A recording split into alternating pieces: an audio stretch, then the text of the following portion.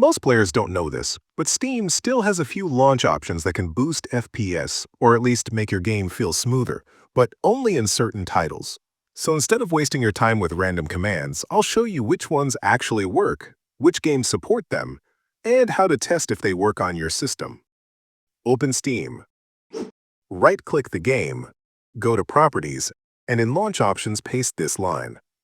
Hi NoJoy plus FPS _ max 0. This is the safest and most universal combination. Most games won't crash from it, and the ones that support these commands will run more stable. Here is explanation for each command. Hi tells Windows to launch the game with high CPU priority, giving it more processing time and reducing interruptions from background tasks.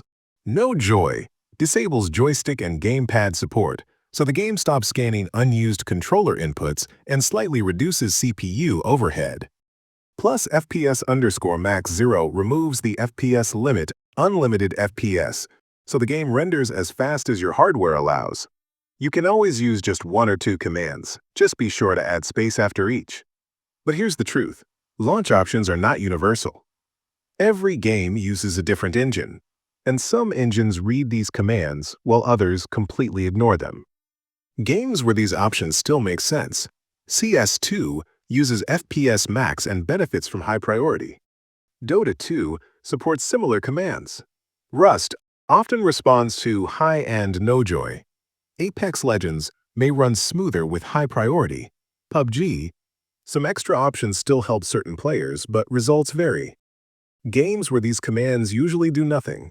Fortnite, Valorant, Warzone, Cyberpunk, Baldur's Gate. The engine or launcher ignores most launch options. The best test is simple. Launch your game with these settings and check if your frame time graph becomes smoother or if your input feels more stable. If it improves, your game is using the commands.